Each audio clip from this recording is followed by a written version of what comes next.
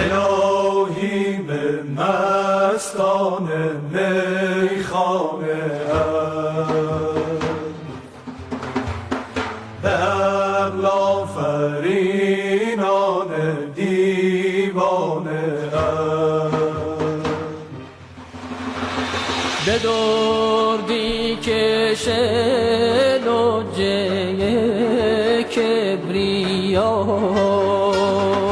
که آمد به شهرش فرود انما